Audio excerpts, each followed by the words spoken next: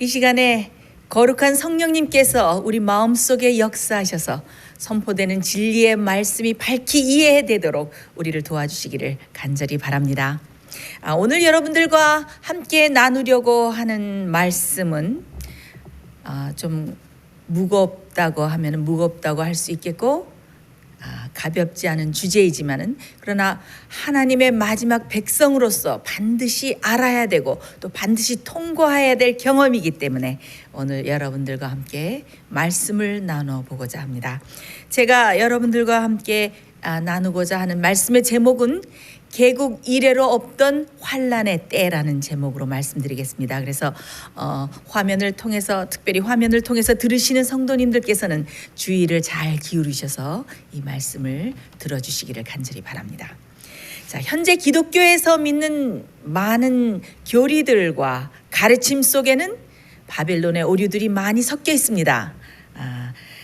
그래서 성경상의 순수한 진리와 먼 것들이 많이 있는데 특별히 오늘 나누고자 하는 이 마지막 환난에 대한 교리도 예외가 아니어서 참 성경이 가르치는 진리와는 거리가 먼 것을 알 수가 있습니다.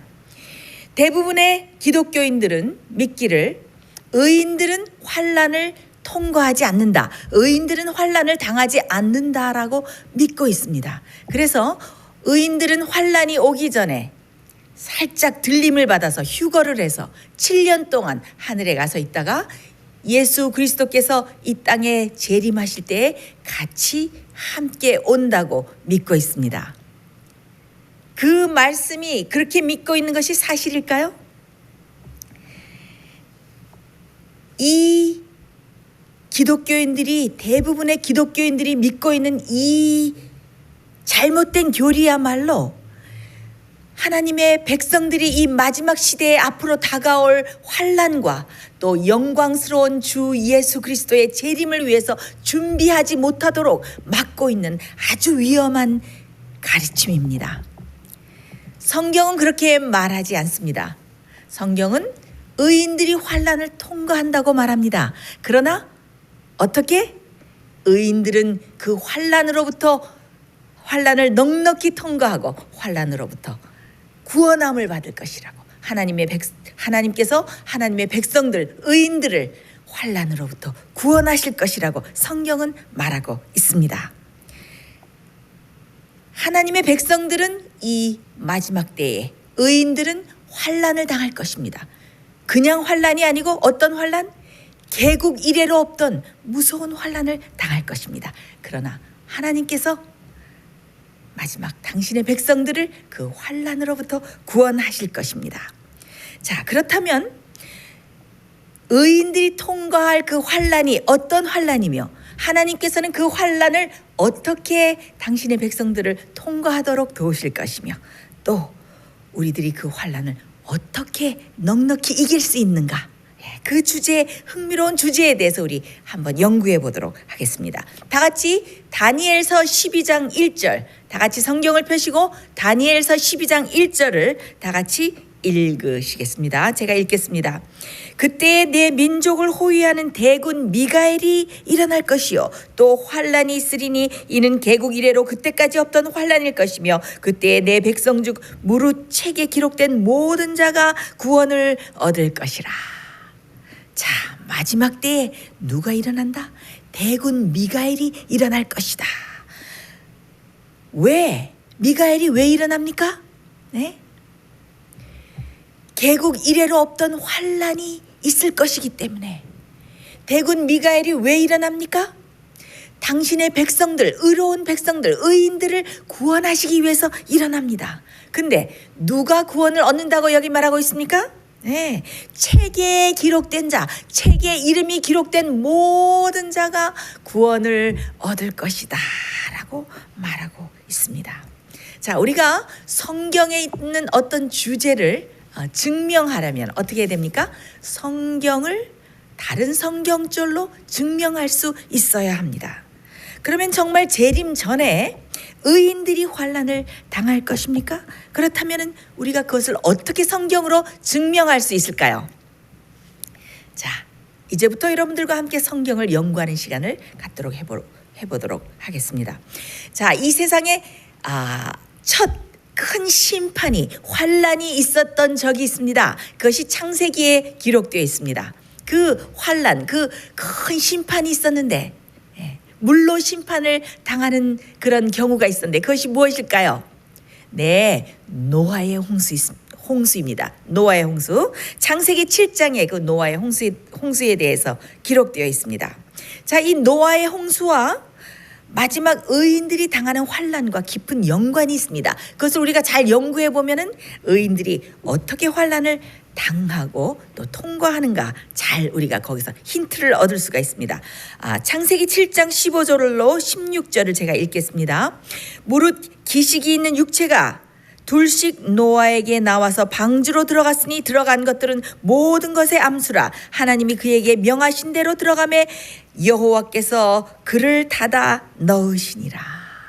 네, 하나님의 명령대로 어떻게 하나님께서 어떻게 했습니까? 노아를 불러서 이 땅에 큰 홍수가 있을 것이다. 너는 방주를 만들어라. 그리고 사람들에게 큰 심판이 올 것을 경고하라. 이렇게 말씀했어요. 그래서 노아는 큰 방주를 지으면서 자기의 온 재산을 다 털어서 방주를 지으면서 성령이 충만해서 나가서 120년 동안 어떻게 했어요? 이 땅에 큰 홍수가 올 것이다. 큰 심판이 올 것이다. 모두 이 말을 듣고 다 방주로 들어오라 하면서 크게 외쳤습니다. 자, 120년의 시간이 다 지나가고 방주가 다 완성이 돼서 어떻게 됐습니까? 하나님의 말씀을 순종한 모든 사람들. 근데 그 모든 사람들이 누구입니까? 애석하게도 노아와 그의 가족 8명밖에 정말 구원을 받지 못했죠. 그래서 그 8명이 어떻게 됐습니까? 완성된 방주로 다 들어갔습니다. 그런데 여러분 잘 주목해 보십시오. 여기서 방주로 들어간 다음에 금방 심판이 왔습니까? 금방 홍수가 왔습니까? 금방 비가 왔습니까? 그렇지 않습니다. 며칠 동안 비가 오지 않았습니까? 네? 며칠 동안 비가 오지 않았어요. 7일 동안 비가 오지 않았습니다.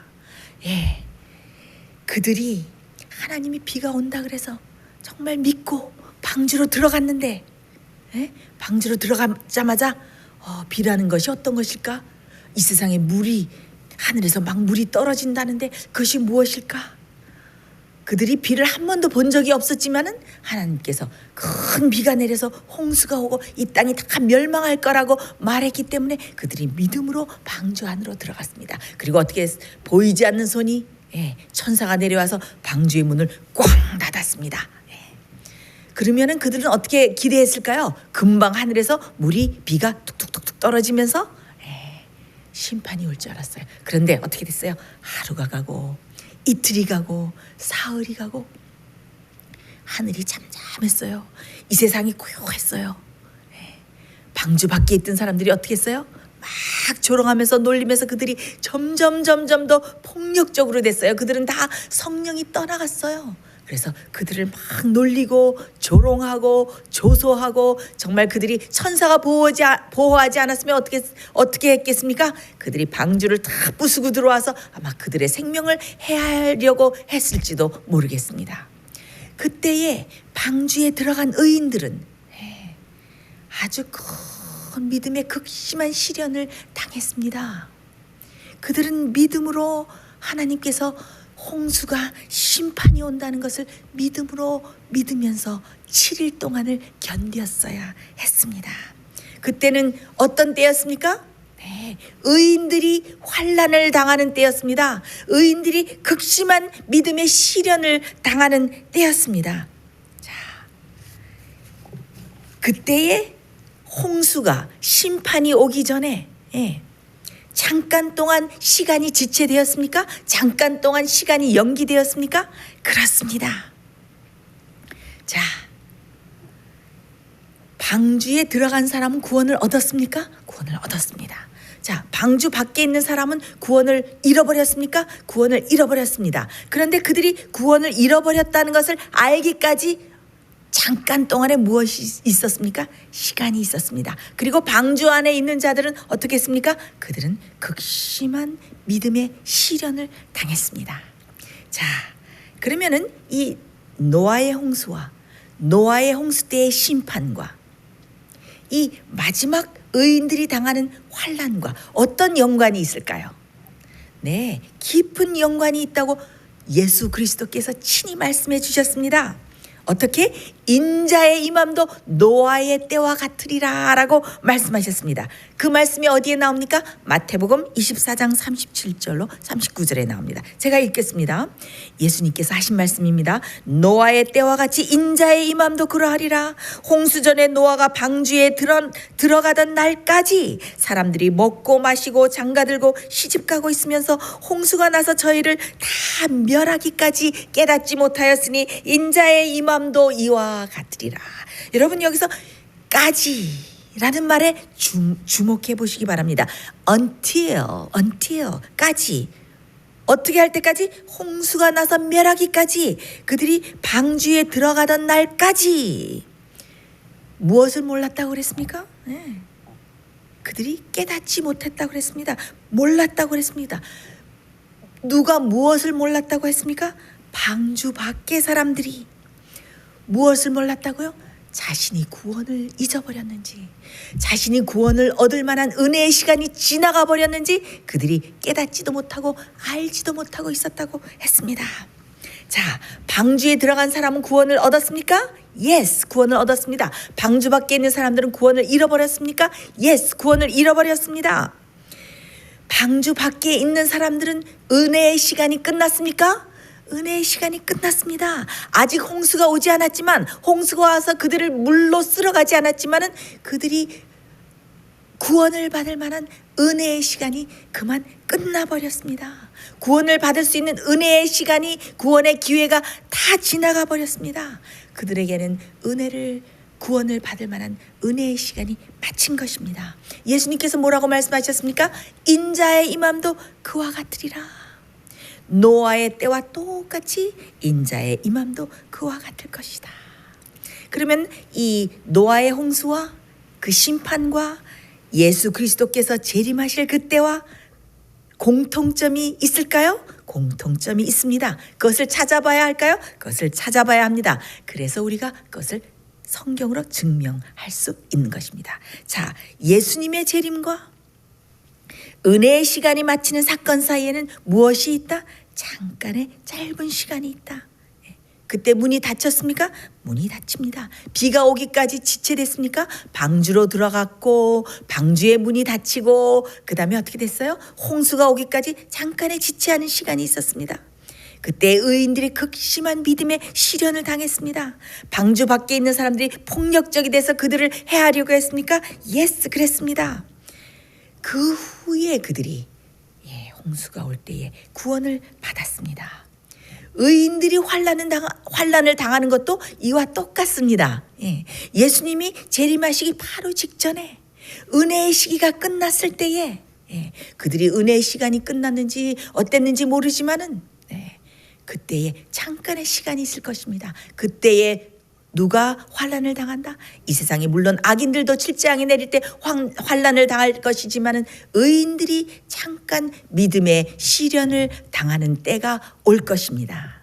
그때가 바로 개국 이래로 없던 극심한 환난의 때입니다. 자, 그 주제는 잠시 후에 우리가 생각해 보기로 하고, 예수 그리스도께서 이 노아의 때와 인자의 때가 노아의 때와 같을 것이라 라고 말씀하시면서 내가 도적같이 오리라 라고 여러 군데 말씀하셨어요. 그래서 깨어 기다리라 라고 말씀했습니다. 자, 이 도적같이 예수께서 임한다, 이 말씀은 예수 그리스도의 재림을 말하는 것이 아닙니다. 이것은 은혜의 시간이 마치는 것을 말하는 것입니다. 여러분, 도둑이 집주인이 알 때에 옵니까? 모를 때에 오죠. 여러분, 날씨가 추울 때 여러분 한번 상상해 보십시오. 날씨가 추운데 여러분이 일을 갔다 와서 아주 피곤해요. 그래서 따뜻한 물로 씻고 이제 빨리 자야겠다. 그리고 잠자리에 들었는데 자려고 막 생각해 보니까 문을 잠그질 않았어요. 문을 잠궈야 되는데 일어나기가 너무 싫다, 피곤하다.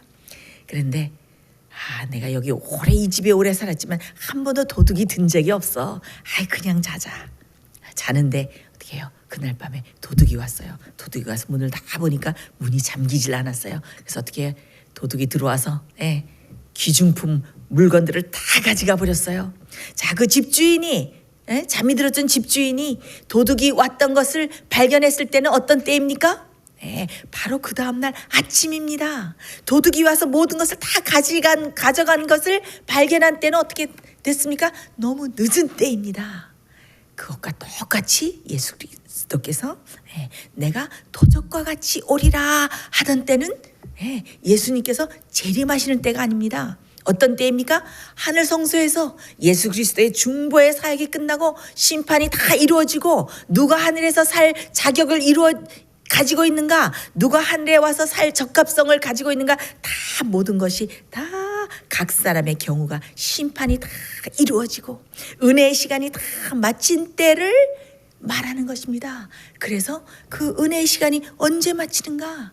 깨어서 내 자신을 살피면서 기다리라 하는 그런 개념으로 예수 그리스도께서 말씀하신 것입니다. 그래서 내가 도적같이 오리라 하는 것은 예수 그리스도께서 하늘의 구름을 타고 재림하시는 것이 아니라 예수 그리스도께서 재림하기 바로 직전에 은혜의 시간이 마치는 것을 말합니다.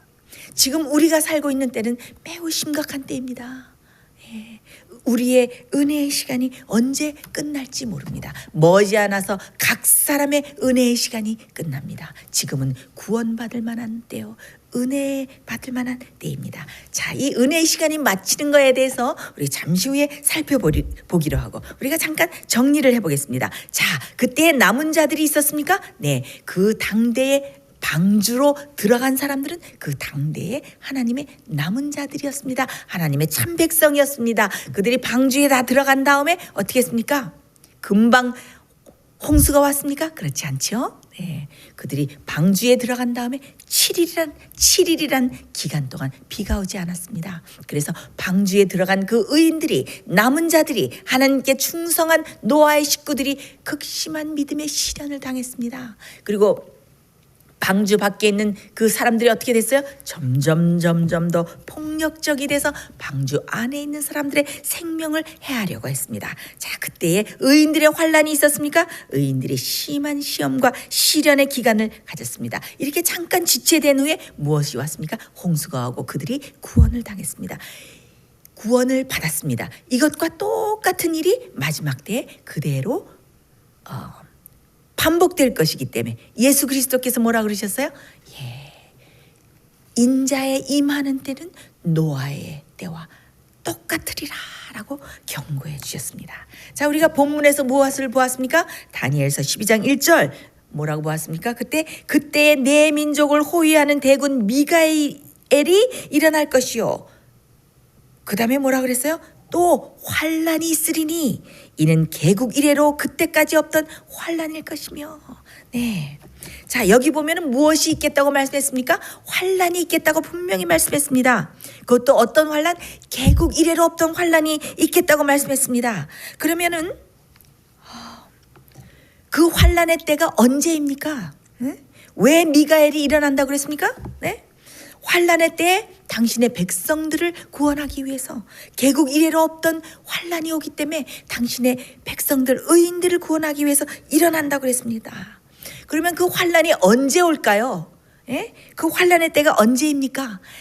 우리가 그 환란의 때를 알아보기 위해서는 바로 다니엘 12장 1절에 바로 그 전절을 연구해야지 그 환란의 때가 언제인지 알 수가 있습니다. 자, 다니엘 12장 바로 전장인 다니엘 11장 40절로부터 45절에는 이 종말의 때, 마지막 때에 어떤 일이 일어날 것인가에 대해서 아주 명확한 예언이 나와 있습니다. 자, 다니엘서를 잘 연구해 본 분들은 알 수 있을 것입니다. 우리 월간지에도, 살아남는 이들 월간지에도 69호와 143호에 벌써 이 예언에 대해서 자세히 다루어서 써 놓았습니다.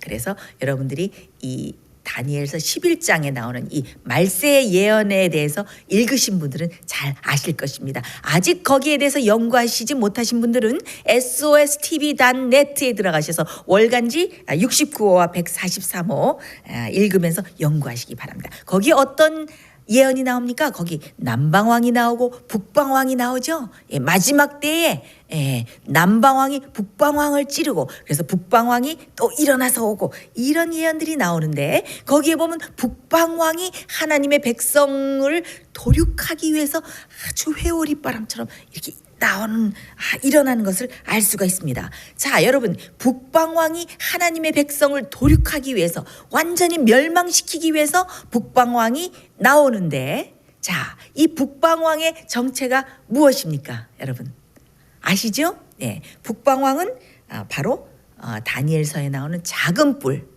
작은 뿔로 표상되어 있는 세력이고, 또 요한계시록 13장에 나오는 누구? 바다에서 올라오는 첫 번째 짐승, 그 세력을 말합니다. 그리고 죄의 사람, 적그리스도, 불법의 사람, 하나님을 대항하는 어떤 세력, 어떤 조직을 말합니다. 또 요한계시록 17장에 나오는 음녀가 타고 있는 짐승을 말합니다. 그것은 누구일까요? 바벨론의 세력, 바벨론으로 표상된 교황권을 말합니다. 자, 그렇다면은 이 북방왕이 일어나서 하나님의 백성을 죽이기 위해서 오는 때가 언제입니까? 북방왕이 왜 일어나서 하나님의 백성을 죽이려고 옵니까? 동북에서 소문이 이르러서 북방왕을 번뇌케 함으로. 자, 여러분, 마지막 사건을 여러분들 연구해 보시면 알지만은 북방왕이 마음이 번뇌케, 북방왕을 마음을 번뇌케 하는 동북에서 오는 소문이 무엇인지 여러분 아십니까? 그것은 바로 제가 다음에 혹시 시간이 있으면 늦은 비 성령이 내리는 때와 마지막 환란이 이르러 오는 때와 이것이 시작되는 때와 이거에 대해서 한번 연구해보는 그런 시간을 가졌으면 좋겠습니다. 자, 이 동북에서 오는 소문은 바로 무엇인가 하면은 예수 그리스도의 재림의 소문인데, 바로 요한계시록 14장 12절, 그리고 요한계시록 12장 17절에 나오는 하나님의 마지막 백성, 여자의 남은 자손, 하나님의 계명을 지키며 예수 믿음을 지키는 마지막 남은 백성들이, 그들이 온전히 변화되어서 하나님의 성품으로 온전히 변화되어서 그들의 머리에 뭐가 있습니까? 그들의 머리에 어린 양의 이름이 있고 하나님 아버지의 이름이 써 있어요. 그들이 살아계신 하나님의 인을 받고, 그 다음에 어떻게 돼요? 그들이 정말 하나님의 아름다운 성품을 다 이루고 다시는 유혹과 죄에 쓰러지지 않는 그런 죄를 승리하는 아름다운 성품을 이룬 그들에게 어떻게 마지막 환란을 통과하기 위해서 마지막 늦은 비 성령이 내려서 그들이 다시는 죄에 쓰러지지 않도록 그들을 딱 고정시키고, 어떻게 해요? 그 다음에 나가서 하나님의 그 마지막 복음을, 새 천사의 복음을 힘차게 외쳐서 마지막 바벨론에 있는 하나님의 백성들을 불러내도록 이렇게 큰 소리 외침을 하는 그 예언이 어떻게 해요? 요한계시록 18장 1절에 나오죠. 하늘에서 큰 천사가 내려오는데 그 영광으로 온 땅이 환해지더라 하는 예언이 성취되는 이때예요. 그래서 그들이 나가서 바벨론에 있는 백성들, 하나님의 백성들을 나오라, 바벨론이 무너졌다, 그들이 받을 재앙을 받지 말고 그들이 받을 심판을 받지 말라, 나오라 하면서 바벨론이 무엇이 되었다? 귀신의 처소와 더러운 각종 새들이 모이는 곳이 되었다. 그래서 바벨론이 타락하고 이 거짓 이 개신교, 이 타락한 개신교, 또 이 모든 거짓 종교에서 나와서 하나님의 참 백성이 되라라고 나가서 크게 외치는 것이 바로 동북에서 나는 소문이에요. 이렇게 마지막 준비된 그 첫 열매인 14만 4천이 나가서 외칠 때에 어떻게 해요? 북방 왕이 번민, 마음이 아주 분노해서 어떻게 해요? 영화로운 땅, 이 영화로운 땅은 무엇입니까? 십자가 이후에, 십자가 이전, 십자가 이후에는 이 이스라엘이, 영적 이스라엘이 하나님의 마지막 남은 백성이죠. 그 백성들이 또 영화로운 땅이 무엇으로 표상되어 있습니까? 영화로운 땅은 하나님의 남은 백성, 남은 자손을 양산하고 탄생시키기 위해서 종교의 자유를 허락하면서 그 땅에서 올라온 짐승 뭐예요? 그 새끼양 같은 짐승, 미국을 뜻하지요. 그래서 영화로운 땅에 어떻게 북방왕이 교황권이 그의 장막을 치고 영화로운 땅을 지배하기 위해서, 그래서 하나님의 백성을 다 멸망시키기 위해서, 도륙시키고자 하기 위해서 북방왕이 그 세력을 완전히 펼치는 거예요. 그래서 어떻게 합니까? 거기 그때가 어떤 때인가 하면 요한계시록 13장 15절에 그때 짐승의 우상에게 경배하지 않은 자는 몇이든지 죽이라고 하는 그 명령을 내리는 때입니다. 그때가. 그래서 요한계시록 13장 15절에 어떤 말씀이 있습니까? 저가 권세를 받아서 그 짐승의 우상에게 생기를 주어 그 짐승의 우상으로 말하게 하고 또 짐승의 우상에게 경배하지 아니하는 자는 몇이든 다 죽이게 하더라. 그래서 어떻게 해요? 짐승의 우상에게 경배하기를 거절하는 하나님의 남은 백성들, 그 다음에 짐승의 표를 받기를 거절한 하나님께만 충성하는 그 남은 백성들을 없애기 위해서 사단의 세력이, 북방왕이, 교황권의 세력이 이 세상을 휩쓸 때에, 그래서 하나님의 백성들이 목숨이 위태로워질 때에, 바로 그때 그 위기일발의 순간에 누가 일어나는 것입니까? 미가엘이 일어나는 것입니다.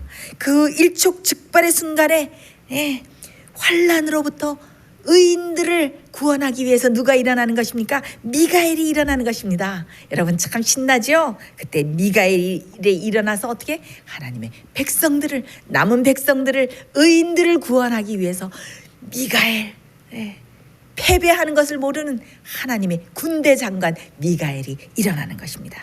자, 여러분 미가엘이 누구일까요? 미가엘이 누구인가? 미가엘의 정체에 대해서 우리 잠깐 연구해 보겠습니다.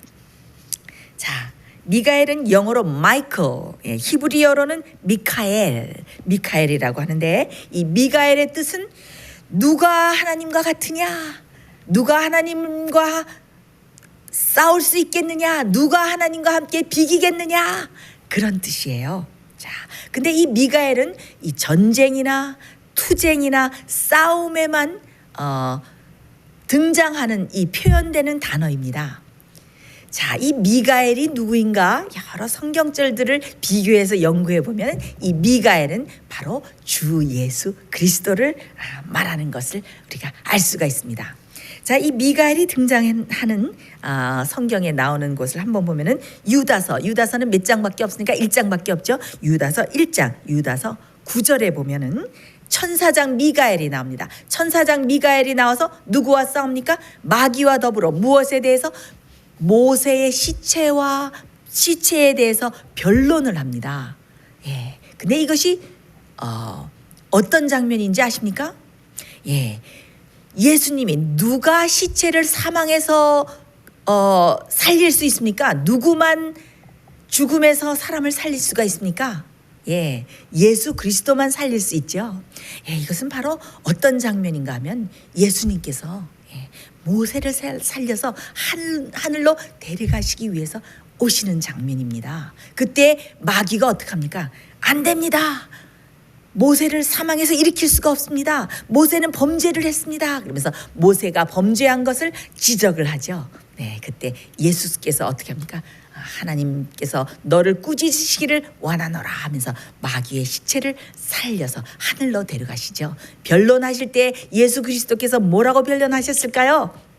내가 모세를 위해서 앞으로 와서 어린 양으로서 그 죄를 다 속할 것이다. 모세는 나를, 이 어린 양 된 구세주를 바라보는 믿음으로 나를 믿으면서 모든 죄를 다 회개하고 잠들었다. 그렇기 때문에 내가 이 모세를 살릴 수 있다. 모세를 구원할 수 있다. 그러면서 모세의 시체를 살려서 하늘로 데려가는 장면이 이게 바로 유다서 9절에 나오는 것이고, 거기에 천사장 미가엘에 나와서 마귀와 함께 모세의 시체에 대해서 변론할세라고 나오는 것입니다. 자, 예수님께서 요한복음 5장 28절에 뭐라고 말씀하셨어요? 인자의 음성을 들을 때 죽은 자들이 무덤에서 다 나올 것이다 라고 말씀했습니다. 그래서 데살로니가전서 4장 16절에 보면 재림 때에 어떻게 돼요? 주께서 호령과 천사장의 소리와 하나님의 나팔로 더불어 친히 하늘로 쫓아 공중으로 임하실 때에 이렇게 나오죠. 그래서 이 천사장의 소리는 누구입니까? 바로 예수 그리스도, 음성인 것을 알 수 있습니다. 예수 그리스도께서 나와서 어떻게 티끌에 자는 잠자는 모든 자들을 일어나라 일어나라 일어나라 할 때 그들이 사망에 쏘는 것이 어디 있느냐 하면서 죽은 의인들이 다 무덤에서 부활할 것입니다. 그래서 이 미가엘은 누구입니까? 예수 그리스도이신 것을 알 수가 있습니다. 자, 요한계시록 12장 7절에도 어떻게 해요? 하늘에 전쟁이 있으니 미가엘과 그의 사자들이 용으로 더불어 싸울세. 그래서 용이 어떻게 해요? 용이 붉은 용, 마귀, 하늘에서 예수 그리스도를 대적해서 하나님의 정부를 대적해서 하나님의 계명을 대적해서 루스벨이 거기서 싸움을 일으켜서 성과 악의 그 대쟁투가 전쟁이 하늘에서 시작된 것을 알 수 있죠.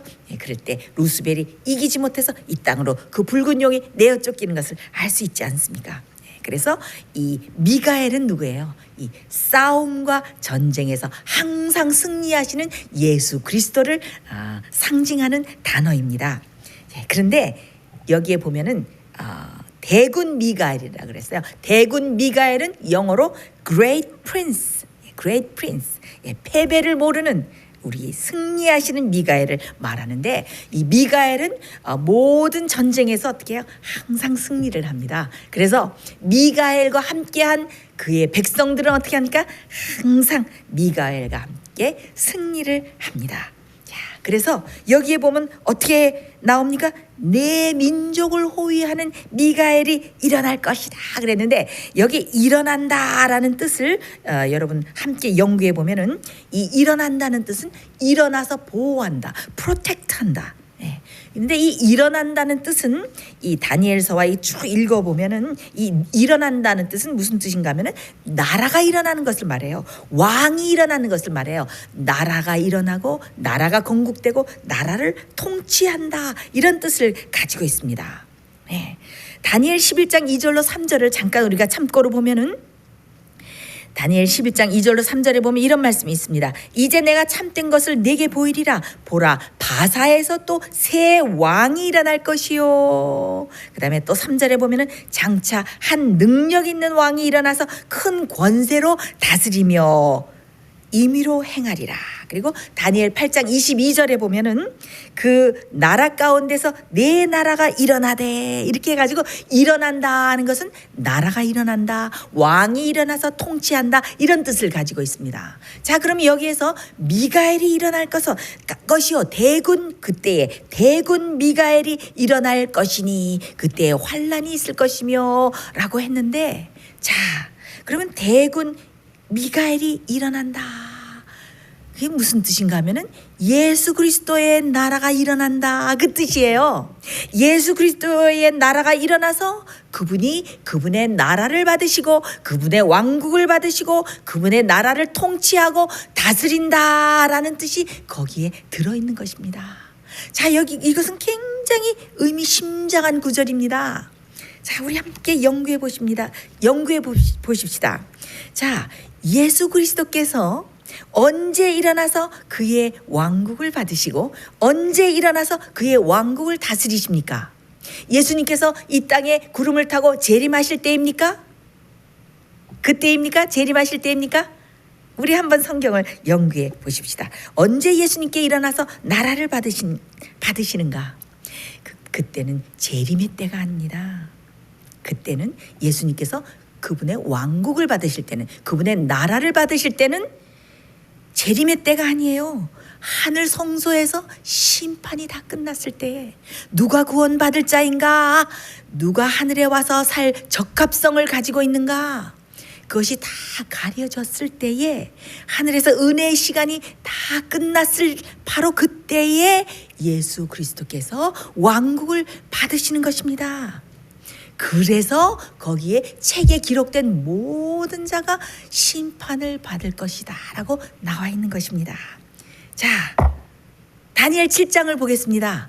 거기에 보면 다 나와 있어요. 다니엘 7장을 다 펴십시오. 다니엘 7장 13절로 14절 제가 읽겠습니다. 내가 또 밤 이상 중에 보았는데 인자 같은 이가 하늘 구름을 타고 와서 옛적부터 항상 계신 자에게 나와 그의 앞에 인도되매 그에게 권세와 영광과 나라를 주고 모든 백성과 나라들과 각 방언하는 자로 그를 섬기게 하였으니 그 권세는 영원한 권세라 옮기지 아니할 것이요 그 나라는 패하지 아니할 것이니라. 이렇게 나와 있어요. 자, 여기 보면은 인자 같은 이가 구름을 타고 하늘 구름을 타고 인자 같은 이가 누굽니까? 예수 그리스도께서 하늘 구름을 타고 이 땅에 오신다고 그랬습니까? 아닙니다. 옛적부터 항상 계신 이에게로 나아간다고 되어 있습니다. 옛적부터 항상 계신 이가 누구입니까? 하나님 아버지십니다. 그래서 어떻게 인자 같은 이가 예수 그리스도께서 옛적부터 항상 계시니 하나님 앞으로 나와서 뭘 받습니까? 그의 앞에 인도받아서 그에게 권세와 영광과 나라를 주신다고 그랬어요. 하나님 아버지께서. 자, 그럼 그때가 언제일까요? 조금 더 그 앞절로 가면 알 수가 있습니다. 다니엘 7장 9절로 10절. 내가 보았는데 왕좌가 놓이고 옛적부터 항상 계신 이가 좌정하셨는데 그 옷은 희기가 눈 같고 그 머리털은 깨끗한 양의 털 같고 그 보좌는 불꽃이요 그 바퀴는 붙는 불이며 불이 강처럼 흘러 그 앞에서 나오며 그에게 수종하는 자는 천천히요 그 앞에 시위하는 자는 만만이며 심판을 베푸는데 무엇을 베푸는데? 심판을 베푸는데 책들이 펴 놓였더라. 자, 여러분, 이것이 무슨 장면입니까? 이것이 바로 하늘 지성소에서 중보 사역을 마치는 때의 장면입니다. 그래서 어떻게 돼요? 왕좌가 놓이고 보좌가 놓이고 옛적부터 항상 계신 이가 놓였는데 어떻게 해요? 자정에서 계셨는데 옷이 희기가 눈 같고 불이 번쩍번쩍하고 불이 강같이 흘러서 나오고 천천만만의 천사가 있고 심판을 베푸는데 책들이 펴 놓여 있더라. 여러분, 자, 사도 바울이 뭐라 그랬어요? 고린도전서에 보면은 우리는 이 세상의 구경거리가 되었다 그랬어요. 고린도전서 4장 9절에 보면 우리는 세계와 천사와 사람에게 구경거리가 되었노라. 또 히브리 12장 22절 23절에 보면 너희가 이른 곳은 시온산과 살아계신 하나님의 도성인 하늘의 예루살렘과 천만 천사와 하늘에 기록한 장자들의 총회와 교회와 만민의 심판자이신 하나님과 아벨의 뿌리신 피와 다 이렇게 돼 있잖아요. 이게 어떤 장면입니까? 하늘에서 심판장이 크게 펼쳐진 거예요. 인자 같은 이가 누구십니까? 예수 그리스도. 예수 그리스도는 누구십니까? 우리의 중보자, 우리의 대언자, 변호사. 우리의 죄를 다 중보해 주시고 우리의 죄를 다 변호해 주시죠. 어떻게 변호해 주십니까? 하나님 아버지, 내가 이 영혼을 위해서 법의 피를 흘렸습니다. 저의 피를 기억해 주십시오. 그리고 이 영혼을 구원해 주십시오. 자, 근데 그 영혼이 어떤 영혼, 어떤 사람? 하나님의 보혈의 피를 믿고 말로만 믿습니까? 아니죠. 보혈의 피를 자기 마음속에 바르고 모든 죄를 다 회개하고 용서받고, 그래서 어떻게 보혈의 능력으로 죄만 용서받을 뿐만 아니라 모든 죄를 다 이기는 경험을 한 사람, 마음에 하나님의 계명이 써진 사람, 새 언약 가운데 들어간 사람, 다시는 예수 그리스도를 십자가에 못 박혀 다시 못 받기를 원하지 않아서 그 똑같은 죄를 짓는 것이 너무나도 싫어서 그 죄가 싫어서 어떻게 해요? 그 죄를 예수 그리스도의 보혈의 능력으로 매일매일 승리하는 사람, 예수 그리스도께서 마음속에 좌정한 사람, 예수 그리스도의 임재가 있는 사람. 그래서 모든 죄를 다 승리하고 죄를 다 이기고 깨끗하고 정결한 하나님 아버지의 아름다운 성품을 이룬 사람. 자, 그래서 어떻게 해요? 그때 예수님께서 지성소에서 중보 사역을 하시는데 어떻게 해요? 마지막에 향로를 집어던지시면서 다 이루었다, 다 되었다. 그래서 어떻게 해요? 불의한 자는 그대로 불의하고 거룩한 자는 그대로 거룩하고, 죄를 행하는 자는 그대로 더럽고 불의를 행하는 자는 그대로 불의를 행하고 더러운 자는 그대로 더럽고, 이렇게 하면서 모든 것이 다 되었다 하면서 향로를 던지시면서 예수님께서 중보 사역을 마치시는 것입니다. 중보 사역이 마치면 어떻게 돼요? 또다시는 죄의 용서가 없는 것입니다. 우리가 얼마나 심각한 때에 살고 있습니까? 그래서 책에 이름이 기록된 자가 구원을 얻는다고 그랬어요. 여러분들 월간지 221호 다 연구하셨죠? 네, 거기에 재림 전에 심판에 나타난 하나님의 사랑이라는 제목으로 글을 썼는데 거기에 누가 나옵니까? 재림 전에 하늘의 처소가 다 마련되어 있는데 누가 진짜 거기 가서 살 적합한 성품을 가졌는지, 자격을 가졌는지. 하늘의 천만 천사들이 뭐라 그러겠어요? 하나님 잘 조사해 보십시오. 아무나 데려오지 마십시오. 또다시 이 땅에 죄가 들어오면 안 됩니다. 6천여 년 동안 죄의 결과를 보십시오. 이렇게 우리가 죄의 결과로 인해서 이 땅의 많은 백성들과 또 우리들이 이 죄의 역사로 인해서 이렇게 아픈 경험을 하지 않았습니까? 루스벨을 보십시오. 또 다른 루스벨이 일어나면 안 됩니다. 아무나 데려오지 마십시오. 잘 체크해 주세요. 하나님 잘 조사해 보세요. 그렇게 천만 천사들이 하나님께 사정하지 않겠습니까? 아무나 어떻게 하늘에 데려가겠습니까? 죄의 욕망과 죄의 욕심과 세상을 사랑하는 마음과 질투하는 마음과 세상의 정욕을 가진 그런 사람들 하늘에 갖다 놓으면 어떻게 해요? 또다시 거기서 죄가 시작이 되고 하늘 그렇게 남을 사랑하고 남을 위하고 자기를 희생하고 하나님의 사랑이 충만한 그 아름다운 곳에 그 죄를 버리지 못한 영혼을 데려다 놓으면 그 영혼에게도 그 사람에게도 하늘은 고역입니다. 아름답고 평화롭고 그곳에 그 죄된 영혼이 가서 살 수가 없죠. 그래서 그 마태복음 25장에 보면은 뭐가 있어요? 24장에 예수님의 재림의 징조가 다 나오면서 25장에는 그 비유들이 착 나오지 않습니까? 그래서 예수님께서 어떤 말씀을 했습니까? 알곡과 가라지의 비유, 열처녀의 비유 중에 나오는 미련한 처녀와 슬기로운 처녀, 또 좋은 물고기와 나쁜 물고기, 또 양과 염소의 비유. 내가 주의 이름으로 귀신도 내쫓고 주의 이름으로 선지자 노릇을 하지 않았습니까? 할 때 예수님께서 불법을 행하는 자들아 떠나가라, 나는 너를 도무지 알지 못한다.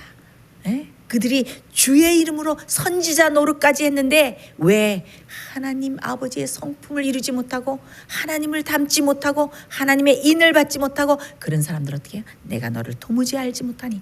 자, 그래서 이렇게 알곡과 가라지 그리고 그 혼인 잔치에 들어가고 혼인 잔치의 문이 닫히고 이런 거는 예수 재림 때의 일이 아닙니다. 예수님께서 재림하시는 때는 어떻게 돼요? 구원받을 사람이 다 벌써 헤아려졌고 누가 구원을 받을지 안 받을지 다 결정되었고 이제 새 예루살렘에 가서 혼인잔치에 들어갈 피로연에 들어갈 백성이 누군가 다 골라졌기 때문에 그 의인들을 데리고 가서 새 예루살렘에서 피로연이 정해진 것입니다. 지금은 어떤 때입니까? 예수 그리스도께서 지성소에서 영혼의 정결 사업을 하시는 때입니다. 중보 사역을 하실 때입니다. 그때 우리는 어떻게 해야 돼요? 이 땅에서 우리의 모든 죄를 예수님께 고백해야 돼요. 한 가지 죄라도 우리가 품고 있으면 안 돼요. 주여 나의 이 연약성을 빨리 주님의 완전한 성품을 담게 해주십시오. 그래서 어떻게 해야 돼요? 우리의 모든 죄를 다 고백하고 우리의 모든 죄를 다 회개하고 주님께 다 하늘 성소로 올려보내고 그래서 어떻게 해야 돼요? 하늘에서 영혼의 정결 사업이 이루어질 때 우리 속에서도 모든 죄를 정결하게 함을 받는 그 사업이 이루어져야 됩니다. 예수님께서 지성소에서 하늘 성소에서 중보 사역을 하실 때 어떻게 돼요? 어린 양의 혼인잔치가 거기서 이미 다 이루어지는 것입니다. 그리고 누가 구원을 받을지 누가 구원을 받지 못할지가 다 결정되는 것입니다. 그때의 은혜의 시기가 마치는 것입니다. 예수님께서 중보 사역을 마치고 그 성소 문을 나오실 때에 그때에는 은혜의 시기가 다 끝나는 것입니다. 그래서 우리는 참 심각한 때에 살고 있어요. 그래서 그때는 모든 사람들의 운명이 생사간에 다 결정될 것이고, 예수님께서 성소에서 봉사하고 계시는 동안 죽은 의인들과 살아있는 의인들에 대해서 심판이 다 행하여질 것입니다. 그래서 예수님께서 그 백성들의 죄를 다 대속하시고 그들의 죄를 어떻게 해요? 다 도말하시고 무엇을 받으실 것이다? 그분의 왕국을 받으실 것이다. 그래서 그 왕국에 살 거민들이 다 정해지는 것입니다. 예. 그때에 예수님께서 왕국을 다 받으실 그때에, 미가엘이 일어날 그때에 이 땅에 무엇이 있을 것이다? 환란이 있을 것이다. 의인들이 환란을 당합니까? 의인들이 환란을 당합니다. 의인들이 살짝 휴거해서 이 땅에 환란이 당할 때 없다가 이 땅에 다시 옵니까? 아닙니다. 그것은 성경적인 가르침이 아닙니다. 그때에 환란이 있을 것이며, 그때 어떤 환란? 개국 이래로 없던 환란이 있을 것이며, 그때에 누가 일어날 것이다? 미가엘이 일어날 것이다. 그때 누가 구원을 받을 것이다? 책에 이름이 기록된 자들이 구원을 얻을 것이다 라고 분명히 다니엘 12장 1절에 말씀되어 있지 않습니까? 그러면 의인들이 어떤 환란을 당합니까? 의인들이 당하는 환란을 야곱의 환란이라고 말합니다. 이 야곱의 환란을 왜 야곱의 환란이라고 할까요? 야곱은 다 벌써 죽었는데 이 야곱의 환란이라는 것은 아주 상징적인 의미를 가지고 있습니다. 옛날에 이스라엘 백성이 바벨론으로부터 공격을 당할 때에, 그때 그들이 극심한 시련과 어려움을 당했어요. 그래서 그때 예레미야가 이렇게 야곱의 환란의 때에 대해서 이렇게 말씀해 놓았습니다. 예레미야 30장 6절로 7절. 시간이 많이 됐지만 여러분들 저와 함께 성경을 펴십시오. 예레미야 30장 6절로 7절. 여기에 야곱의 환란의 때에 대해서 나옵니다. 너희는 자식을 해산하는 남자가 있는가 물어보라. 남자마다 해산하는 여인과 같이 손으로 각기 허리를 짚고 그 얼굴빛이 창백하여 보임은 어찌 미뇨. 슬프다 그날이여 비할 데 없이 크니 이는 야곱의 환란의 때가 되미로다. 마는 그가 이에서 구원하여 냄을 얻으리로다. 자, 얼마나 힘들면, 여러분들 해산하는 고통은 누가 합니까? 엄마들이 하지 않습니까? 산모가 하지 않습니까? 그런데 얼마나 힘들면 남자들이 허리를 짚고 얼굴이 창백하여져요. 야곱의 환란의 때라고 그랬습니다. 자, 그게 어떤 때입니까? 그게 어떤 때입니까? 그게 바로 이 세상의 은혜의 시간이 다 맞춰지고 사방의 바람이 다 놓이고, 자, 우리가 계시록을 연구해 보면 마지막 하나님의 남은 백성들은 어떻게 해요? 그들은 큰 환란에서 나오는 자들인데, 흰 옷을 입은 자들이 셀 수 없는 무리들이 있는데 그들은 큰 환란에서 나오는 자들이라고 요한계시록에 나오죠. 그때 그들은 다시 뜨거운 기운에 상하지도 않고 뜨거운 기운에 해함을 받지도 않을 것이고 다시는 굶주리지 않을 것이고 목마르지 않을 것이고, 이런 말씀이 나오는 것으로 봐서 이때에 사방의 바람이 놓이고 재난이 올 때에 아마 큰 전쟁이 일어날지도 모르겠어요. 아주 기아가 있고 굶주림이 있고 뜨거운 해에 상하는 그런 일들이 있을 것이지만 어떻게 해요? 미가엘이 하나님의 백성들을 보호할 것입니다. 어떻게 엘리야가 저 시냇가에서 까마귀가 음식을 날라다 먹인 것처럼 하나님께서는 당신의 백성들을 주목하여 보시면서 그들이 어떻게 해요? 생명의 위협을 받죠. 핍박을 받으면서 내가 죽는 데까지 갈지라도 하나님의 계명을 어기지 아니하고 하나님과 그 진리에 대한 끝까지 충성을 하리라 하고 이렇게 하고 있을 때에 하나님께서 그들을 보호할 것입니다. 자, 그들이 어떤 환란을 당합니까? 야곱이 당했던 환란과 같은 그런 환란을 당합니다. 야곱이 어떤 환란을 당했습니까? 야곱이 어떤 환란을 당했는가? 창세기 32장에 나옵니다. 야곱이 장자권을 쟁취하기 위해서 아버지를 속이고 도망을 갔죠. 그래서 참 여러 해 동안의 방랑 생활을 끝내고 그가 하나님께서 내 고향으로 돌아가라 해서 돌아가는데, 그래서 두 떼를 잃었죠. 처자와 자손들과 많은 약대와 가축들을 데리고 돌아가는데 어떤 소식이 옵니까? 그 형 에서가 분노해서 400명의 군사를 데리고 가까이 야곱과 그 가족들을 죽이기 위해서 온다는 소식을 듣고 야곱이 어떻게 했어요? 공포에 사로잡혔습니다. 그래서 어떻게 했어요? 불안과 무서움에 떨게 됐어요. 그래서 자기 가족들을 먼저 다 가게 한 다음에 자기는 어떻게 해요? 홀로 야복 강가에 거기서 어떻게 하나님께 탄원을 하죠. 근데 그때 야곱이 마음속에 참 더 그 공포와 두려움을 느낀 것은 정말 내 죄가 용서받았을까? 하나님께서 내 죄를 다 용서하셨을까? 나를 받아주실까? 그런 자기 자신과의 그 의심과 좌절과 절망과 싸우는 일이었어요. 그래서 양심의 가책을 받았기 때문에 야곱이 더 공포와 두려움에 쌓였습니다. 그런데 그 야곱은 그때에 어떻게 했어야 됩니까? 야곱에게는 아주 좋은 경험들이 많았어요. 어떤 경험? 하나님을 만난 경험이 있었어요. 어디서? 베델에서. 하나님께서 야곱 그 아버지를 속이고 죄를 짓고 그 광야를 유랑하고 도망가는 야곱을 버리지 않으시고 어떻게 했어요? 하늘로부터 사닥다리에서 천사들이 오르락내리락 하면서 거기 인자가 앉아 계시면서 예수 그리스도께서 야곱을 버리지 않으셨어요. 그래서 어떻게 했어요? 야곱이 거기서 베델에서 단을 쌓고 하나님께 경배를 드렸죠. 예배를 드렸죠. 그것처럼 야곱은 과거에 하나님께서 그의 죄를 용서하시고 함께 하신다는 그런 믿음의 경험을 가지고 있었어요. 그래서 야곱은 어떻게 했었어야 돼요? 믿음으로 주님을 굳게 붙잡고 과거에 하나님께서 자기를 용납하셨다는 것을 믿음으로 주장했어야 됐습니다. 그래서 야곱이 간절히 밤에 하나님께 기도하는데 캄캄한데 갑자기 누가 나타났어요? 어떤 검은 물체가 사람 같은 물체가 딱 나타나더니 어떻게 해요? 야곱을 딱 잡는 것이었어요. 야곱은 그것이 에서의 군사인 줄 알고 밤새 씨름을 하죠. 밤새 엎치락뒤치락 씨름을 하는데 어떻게 됐습니까? 나중에 날이 환하게 밝아오는데도 어떻게 됐어요? 싸움이 끝나지가 않았어요. 씨름이 끝나지가 않았어요. 그런데 야곱이 알고 보니까 그 사람이 누구였어요?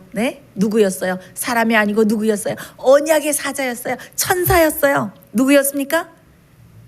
예수 그리스도였습니다. 여러분 그것을 어떻게 합니까? 어떻게 합니까?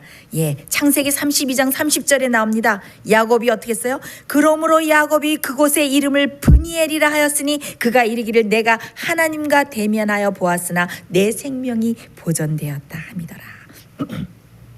호세아서에도 보면은 여기에는 야곱이 하나님과 힘을 겨루되 천사와 힘을 겨루어서 이기고 울며 그에게 간구하였으며 이렇게 해가지고 야곱이 하나님과 힘을 겨뤘다고 나옵니다.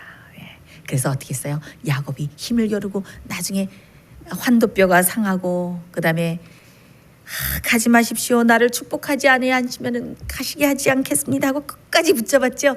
끝까지 붙잡는 경험. 그래서 어떻게 했어요? 승리해서 야곱이 속이는 자가 아니고 이스라엘이라는 새 이름을 받았습니다. 이 야곱의 환란, 이 마지막에 올 야곱의 환란 때에도 의인들이 당하는 환란 때도 똑같습니다. 사단이 에서를 충동해서 야곱을 죽이려고 했던 것처럼 사단이 어떻게 해요? 마지막 백성들을 죽이기 위해서 악한 군대와 많은 바벨론으로 표상된 많은 그런 악의 세력들을 다 선동해서 마지막 하나님의 백성들을 죽이기 위해서 옵니다. 그래서 어떻게 해요? 인간이 만든 계명 그것을 지키지 않으면 짐승의 우상에게 경배하지 않으면 짐승의 표에게 받지 않으면 짐승의 우상에게 경배하고 절하지 않으면 다 죽이기 위해서 어떻게 해요? 사형 명령을 내립니다. 다 죽이라는 명령을 내립니다. 그래서 어떻게 합니까? 점점 악인들이 그들을 죽이려고 올 때에 어떻게 해요? 사단이 어떻게 합니까? 사단이 그들을 시험을 합니다. 어떻게 합니까? 사단이 아마 짐작은 해요. 그들이 죄를 다 용서받았지. 그리고 하나님께서 이들을 보호하고 있으니까 아마 그들이 죄를 다 용서받았을 거야. 그러나 하늘에서 은혜의 시기가 끝나고 구원이 결정된 것을 마귀는 모른다 그랬어요. 여러분들 그 영감의 말씀을 연구해 보면은 그래서 마귀가 어떻게 합니까? 너는 죄인이야. 너는 희망이 없어. 하나님께 대한 충성을 버려. 과거에 진 모든 죄들을 크게 과장되게 하나님 앞에 참소하는 것입니다. 그래서 과거에 지은 모든 모든 죄들이 생각나는 것입니다. 그래서 어떻게 해요? 과거를 돌아보면은 선한 것이 하나도 없어. 그들이 정말 고민을 하는 것입니다. 내 죄가 용서받았을까? 하나님이 나를 구원하실까? 자, 그렇기 때문에 근데 그때 야곱이 모든 죄를 다 고백했기 때문에 그때 승리할 수 있었어요. 그래서 야곱의 환난을 당하는 사람들은 모든 죄를 다 고백하고 죄를 승리하는 경험을 가져야지 그 환난을 통과할 수 있는 것입니다. 자, 그때 십자가에 예수님께서 당하셨던 그 무서운 고난의 시간을 의인들이 당할 거예요. 믿음의 시련을 당할 거예요. 사단이 어떻게 했어요? 십자가에 달려 계시는 예수 그리스도의 마음을 쥐어짜듯이 하면서 어떻게 해요? 하나님의 아버지가 너를 버렸어. 네가 거기서 죽어도 아무 소용이 없어. 너는 이제 거기서 살아나지 못할 거야 하면서 예수님의 믿음을 시험할 때 예수께서 어떻게 했어요? 내 생명이 없어지더라도 하나님 아버지께서 나를 살리실 것을 믿고 그럴지라도 나는 하나님 아버지를 의지하겠다. 내가 생명을 바쳐서 이 모든 영혼들을 구원하겠다 하는 그 투쟁과 무서운 극심한 시련을 겪으셨잖아요. 결국 예수님의 사랑으로 승리를 하시지 않았습니까? 우리를 위해서 예수님이 십자가에서 당하셨던 그 경험을 그때의 의인들이 당하는 것입니다. 그래서 하나님께 대한 충성을 포기하기 위해서 사단이 온갖 마음의 시험을 주는데, 근데 한 가지 이상한 것은 그때에 그들이 사형 명령을 받고 죽이려고 오고 그들이 굶주리고 극심한 시련을 당하고 무서운 환난들을 겪지만 그들이 참 마음속에 한 가지 드는 생각이 있는데 그것이 바로 14만 4천의 성품입니다. 여러분, 그들은 자기 생명을 구하는데 아무 관심이 없어요. 그들은 내 죄가 혹시 하나님 아버지께 불명예를 돌리지 않을까? 하나님께 혹시 영광이 되지 못할까? 내 죄로 인해서 정말 우주의 하나님의 공의로움이 드러나지 못할까? 거기에 대해서 그들이 심한 마음의 가책과 괴로움을 느끼는 것입니다. 내가 정말 하나님을 우주의 공의로움을 증거할 자격이 있을까? 거기에만 관심이 있는 거예요. 내가 살아날 수 있을까? 자기 생명에는 관심이 없는 거예요. 자, 여러분은 이렇게 앞으로 의인들이 당할 야곱의 환난 때에 정말 이 극심한 시련을 당할 때 믿음으로 하나님 아버지를 정말 높이고 영광스럽게 하고 예전에 하나님께서 나를 어떻게 구원하셨다 하는 그런 믿음의 그 경험들을, 간증들을 가지고 계십니까? 그런 굳센 믿음의 경험들을 가지고 있어야 그 환난의 때를 통과할 수가 있습니다. 지금 하나님과 씨름해서 이기는 경험을 가지고 있어야 그때 통과할 수가 있어요. 여러분들, 사단이 여러분들을 시험할 때 어떻게 합니까? 여러분들을 낙심시키고 여러분들을 실망시킬 때 금방 낙심해 버립니까? 하나님과 끝까지 투쟁하고 하나님과 끝까지 씨름하는 그런 경험을 가지고 계십니까? 그런 믿음의 경험을 지금 가지고 있어야 합니다. 그때 우리는 어떻게 되는 것입니까? 영감의 글, 선과 악의 그 대쟁투를 그린 영감의 책 425페이지에 어떤 그때 우리의 상태가 어때야 되는가 이렇게 나와 있습니다. 하늘 성소에서 그리스도의 중보사 사업이 그치게 될 때 세상에 살아있는 사람들은 거룩하신 하나님 앞에서 중보자 없이 서게 될 것이다. 그들의 옷은 흠이 없어야 하고 그들의 품성은 핏부림을 통하여 죄에서 깨끗해졌어야 한다. 하늘에서 조사하는 심판이 진행되고 있는 동안, 회개한 신자들의 죄가 성소에서 도말되고 있는 동안 세상에 있는 하나님의 백성들에게는 정결케 하고 죄를 버리는 특별한 일이 이루어져야 한다. 그래서 또 614페이지에 보면 주님께서 성소를 떠나실 때에 이 땅의 거민들에게는 암흑이 덮인다. 이처럼 두려운 시기에, 이 환난의 시기에 의인들은 중보자 없이 거룩하신 하나님 앞에 살아야 한다. 그랬어요. 여러분, 중보자 없이 선다는 이 의미가 무엇입니까? 이것은 아주 엄숙한 의미이죠. 그래서 지금 우리는 모든 힘이 다할 때까지 강렬한 소망을 가지고 온 심령을 다 기울여서 하나님 아버지를 의지하고 하나님 아버지만을 찾고 예. 무서운 절망과 또 외로움과 두려움과 낙담과 실망이 몰려올 때 하나님 아버지만을, 예수 그리스도만을 완전히 의지하고 붙잡는 그런 신앙과 믿음을 어떻게 해요? 지금 키워야 합니다. 지금 그런 믿음의 경험들을 차곡차곡 쌓아야 합니다. 그래야지 어떻게 돼요? 환난의 때에 아버지 하나님을, 예수 그리스도를 믿는 그 믿음으로 그 어려운 환난의 때를 통과하게 될 것입니다. 그런데 이 불꽃이, 이 시련의 불꽃이 이 의인들을 다 태우고 그 생명을 다 해야 할 것 같지만은 어떻게 해요? 그때 미가엘이 일어나서 그 시련의 불꽃을 다 주목해 보고 계시면서 그 생명이 해하지 못하도록 하나님께서 그들을 완전히 덮개로 씌우시고 보호하고 계실 것입니다. 그때 어떻게 돼요? 악인들이 마지막에 달려들어서, 그 무리들이 달려들어서 이 의인들을 해하려고 할 때 어떻게 돼요? 갑자기 깜깜해지고, 그러다가 암흑이 다 덮다가 갑자기 해가 나타나서 환하게 비치고, 저쪽에서 손바닥만한 검은 구름이 나타나서 그 구름이 점점 커지면서 환해지면서 어떻게 해요? 예수 그리스도의 흰 구름을 타고 예수 그리스도께서 오시는 인자의 징조가 하늘에 나타나게 되는 것입니다. 천만 천사와 함께 영광스러운 예수님의 재림이 그때에 있게 되는 것입니다. 곧 환난이 올 것입니다. 그런데 어떻게 될 것입니까? 미가엘이 우리를 도우시기 위해서 일어날 것입니다. 근데 어떤 사람만이 구원을 얻는다? 책에 이름이 기록된 사람. 예수님께서 중보 사역을 끝내실 때, 하늘 성소에서 모든 은혜의 시간이 마칠 때, 이 사람이야말로 하늘에 살 믿음을 가지고, 이 사람이야말로 하늘에 살 성품을 가지고 있다, 이 사람이야말로 하늘에 살 적합성을 지니고 있는 사람이다 라는 것이 다 판명이 되고 하늘에서 살 사람이라는 것이 딱 결정이 됐을 때에 그 사람이 구원을 얻는 사람으로 판명이 되고, 그런 사람들이 어떻게 환난을 통과할 때, 그런 의인들이 환난을 통과할 때 미가엘이 일어나서 어떻게 그 사람들을 환난으로부터 구원하게 될 것입니다.